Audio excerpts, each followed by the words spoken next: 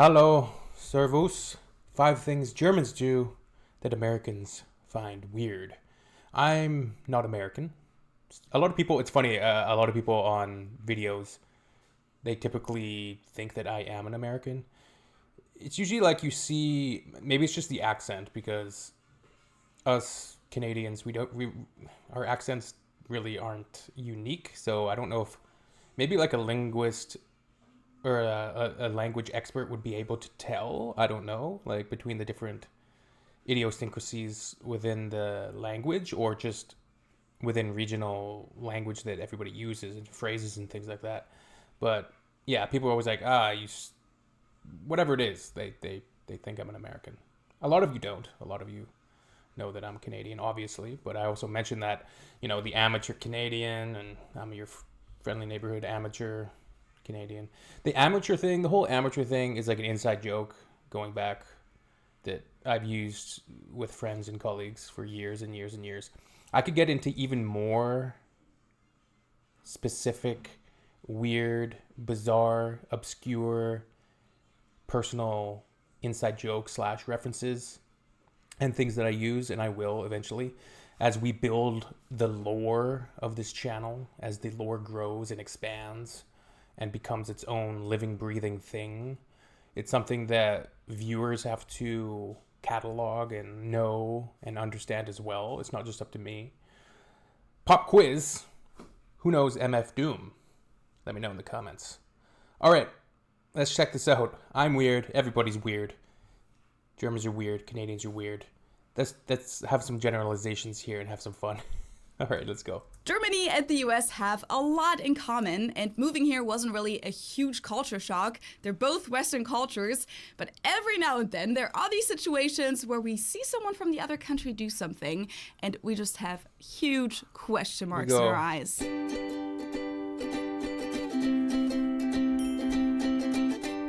Hello, servus, and Moin. Welcome back to my YouTube channel. My name is Feli. I'm originally from Munich, Germany, but I've been living here in Cincinnati, Ohio, on and off since Feli's accent's incredible. Like, there's got no accent. It's like no German accent, I mean. 2016. And when you live in another country, another culture, you'll inevitably have these moments where you see an object or a place or see a person do something and just think to yourself, wow, that's weird. And of course, this goes both ways. When Ben came to Germany with me for the first time, there That's weird. Or incredibly endearing. Both. were lots of things that he found weird. And he's not alone with that. Even here, I sometimes get weird looks for some of my German behaviors. And you guessed it, I wrote down a whole list of those things. And today I'll tell you about the top 5 things that are normal Just to Germans. 5. Okay, so this will be fun, and then I'll see if, I do this thing, if I do these things too. It's interesting thought experiment. All right, let's do it. But weird to Americans. Hey, where's your trash? Oh, this doesn't go into the trash. Just put it into the basket next to the door. Thank you. Oh, do you need these for some kind of art project or something? No, it's just where I keep all my empty bottles and cans. Okay. Yes, Germans collect empty bottles and cans at home, which is definitely something that people from the US and Okay, so that's pretty normal, but is the purpose for recycling? Because we do the same thing, of course. We don't just throw empty cans and bottles in the garbage, but we keep them in a bag and then we take it to the recycler. So to see what the purpose is other here. countries have to get used to it first. Even I have to get used to it whenever I'm back home. I sometimes accidentally crush soda cans because I'm so used to doing that here to save space in the recycling bin. But in Germany, that's a huge no-go. Because the reason why Germans collect these bottles and cans is that Germany has a deposit system, a Pfandsystem. This means that when buying beverages in bottles, glass or plastic, or in cans, you'll pay a few cents extra. You won't really notice it though, since it's already included in the price. And then we have the same thing. Same thing here. If you buy like a 12-pack of pop soda, there's going to be a bottle deposit. And when you take your cans back to the recycler, you get the deposit back. You'll get that money back when you return the empty bottles and cans to the store. And this usually happens at these machines that you'll find at grocery stores called Pfandautomat. You just put your bottles and cans in there and the machine scans the barcode. That's why you can't crush them, because otherwise it won't be able to read the code. And then when you're done, it prints out a voucher for you that you can then cash at the checkout. And since most people don't really want to carry around 1 or 2 empty bottles at a Yeah, that's a lot different, but that's interesting. You have to put in the cans and bottles in one by one into that thing, and how many bottles can it fit in there? And what do they do when they go inside that contraption, that machine, that terminal? What happens to them in there? Do they get crushed? Do they go back into a room with a little guy back there, like collecting them all? What happens? I'm confused. I'm not confused. We do something similar. You know, in essence, it's the same. We bring a big giant bag. You have to sort it into bins. And you take your bins to the front, and you have to have them all separated by, like, if it's a can, you have to have the beer and the pop cans separated. Plastic bottles have to be together, and then you have to have glass bottles all together in separate trays. You bring them up, and then they'll actually just give you cash in return. Once it's all time and get a lame 50 cents back, people usually collect them at home and wait until it's really worth it, and then they bring a whole basket or whole bags to the store and get like a 10 euro voucher. Oh yeah, that's the stuff. The amount of the deposit differs, by the way, depending on whether it's a refillable. So I don't really want to do this, but it's just funny that we've been cleaning up a lot, and I have a big bag of cans here, so you can see how many I have.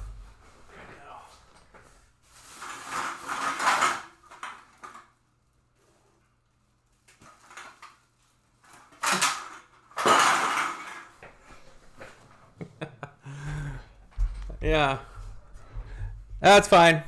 Bottle for those who usually get 8 or 15 cents back, a disposable plastic bottle, which is 25 cents, or an aluminum can, also 25 cents. Can I do the schnitzel and just a Coke, please? That song, the meme song. Thank you. Oh, they forgot the ice. Yeah, that's not really common here. You're gonna have to ask for ice. I've seen this, the ice thing, because, yeah, it's not free.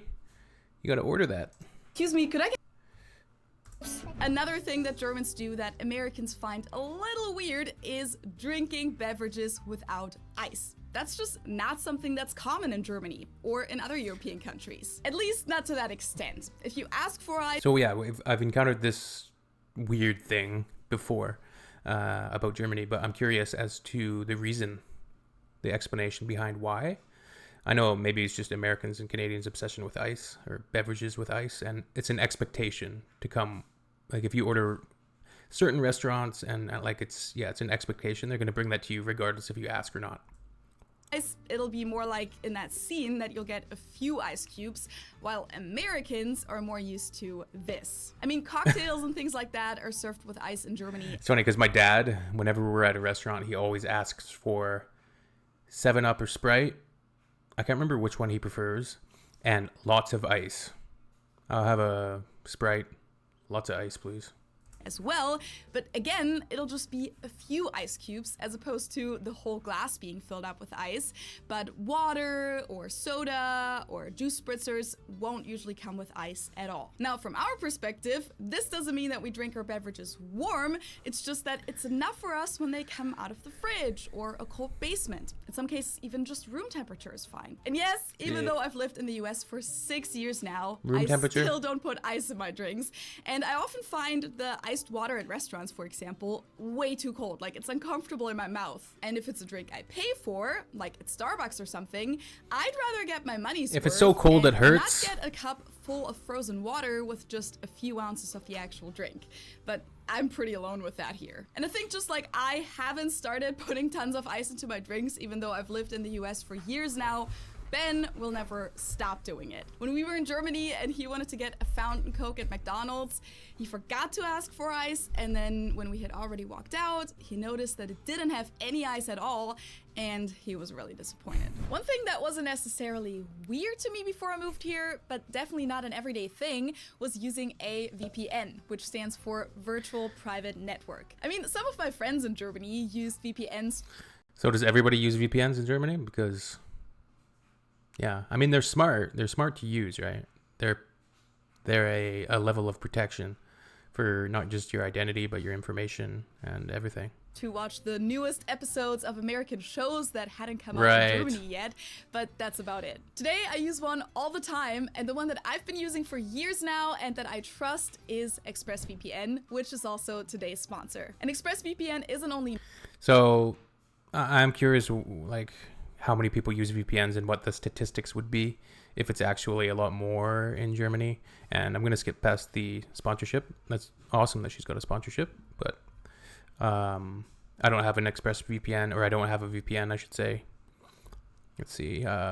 And of course, people can use it to get around those streaming restrictions depending on their country. And I do remember using one way back when for, to get German Netflix or something. And it was like, oh, I open up German Netflix and look at all these amazing content I get. Whereas the Canadian one was pretty crappy. Missed. Channels, like the other day when the NFL was having their first big American football game in Germany at Allianz Arena in Munich. Ben was watching the normal American NFL broadcast, but I was really curious to hear the German commentary for a bit and see what they're saying about the hype around the game, the atmosphere, and everything that was going on in Munich. So I set my location to Germany, and that way I was able to tune into the German live stream on RAN NFL. And this even works for getting access for the Netflix selection of other countries, or Amazon Prime, or Hulu, or whatever streaming service you prefer. I thought the streaming companies, when did this video come out here? Let's see, 1 year ago. I thought the streaming companies came up with a solution to block people from doing this now, but I could be mistaken. If you log into the UK server, for example, you can watch Friends and The Office on Netflix, which both aren't available on the US Netflix. And there's no problem with buffering or anything like that. They actually have super fast servers so that you can stream in HD quality at any time. And if you would like to try ExpressVPN yourself, I have a really good offer for you to get 3 months for free. If you want to find out how, just visit expressvpn.com. What do you want to do for dinner? It's your first night. Ooh, can we go to a real American diner? No problem. There's one super close by, like a mile down the street. Oh, perfect. That'll be a nice little walk. Walk? No, we were gonna drive. Walking for over 15 minutes to get to your destination? Normal for Germans, weird to Americans. Especially to those who don't live in a huge city. We just watched Wall-E recently, and it's a pretty biting social satire, really, because they're presumably all Americans, basically, and they're all extremely overweight, and they can't move or exercise, and everything is taken care of for them by machines and robots, and they look at giant advertisements all day and are obsessed with just totally superficial and non-recreational activities, and it's quite funny. What a masterpiece of a film. Your car is what gets you around in the US, and even for short distances, you won't see a lot of Americans walk if they don't have to. It's even considered unsafe in many places. The US is simply a car country. In most places, even in mid-sized cities like Cincinnati, there's always enough parking spots, so you can really drive anywhere you want to go without really thinking about it. Most stores and restaurants even have their own parking lots, and you can do countless things without ever leaving your car in this country. You can get food in drive-thrus, you can get coffee, you can get cash from drive-thru ATMs, even liquor from drive-thru. So in our hometown, there's a few Tim Hortons where in the morning it's truly chaos and truly just comical. You'll have people lined up in their vehicles, and the lineup will actually go all the way back in the drive-thru out onto the road and down the road, and it's blocking traffic because people are trying to get into the Tim Hortons. Often if I'm going to get coffee in the morning, I'll just go into the parking lot, park, go inside, get my coffee, go back to the car, go on my way. And it's really funny when something fun to do is to take note of the vehicles in the drive-thru lane. So you'll pick one out, you'll watch, and then you'll go get your coffee. You come outside, you're driving away, and there's still that same vehicle will be still waiting. And get out of your car, you lazy Mist.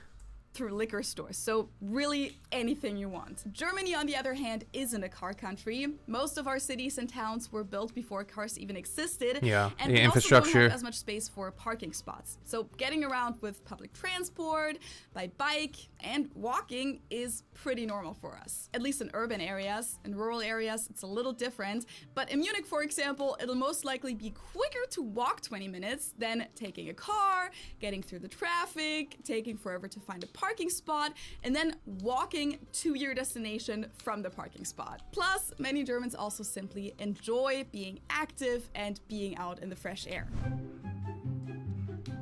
Please. I think that's. I didn't get a chance to read it. There's a sign that says sit down to pee. Oh, no, you were right. That's the men's bathroom.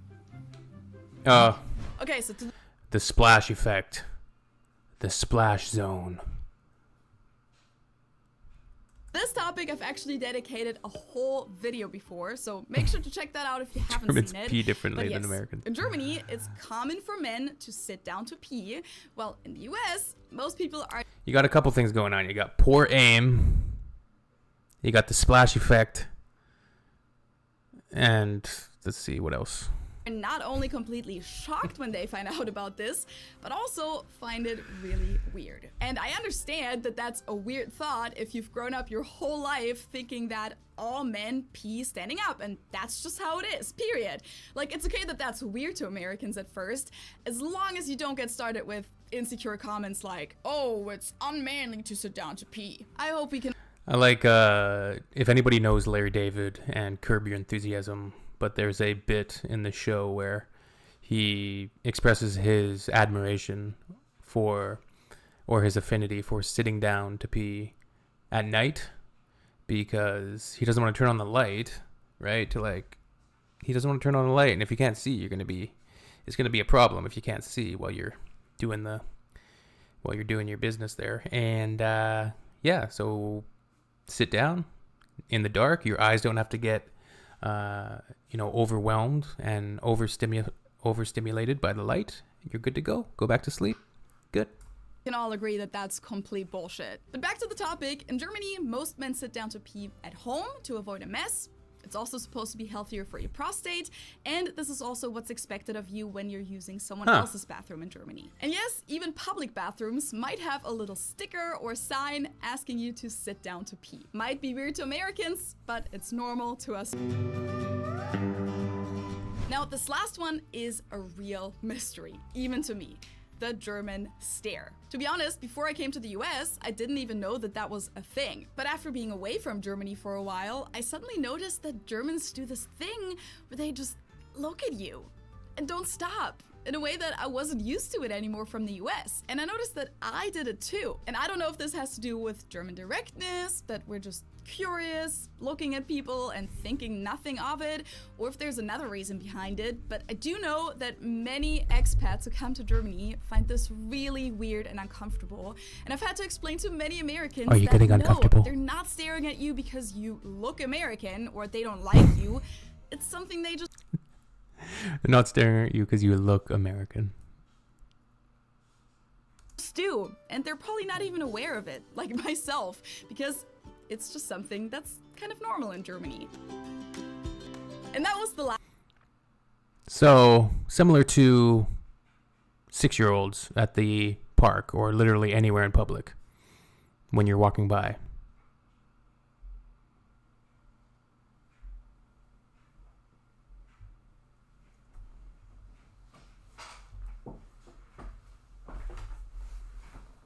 Last point on my list for today. I'm sure I'll share some more of these with you in the future, but for now, let me know if you've ever had any similar experiences yourself. Like, have you ever lived abroad or traveled somewhere and were baffled by something that the locals seem to consider the most normal thing? Put it in the comments. And of course, if you enjoyed this video and like what I do here on my channel, make sure to subscribe if you haven't done so yet. It's completely Good free stuff. And it basically... All right, so great video.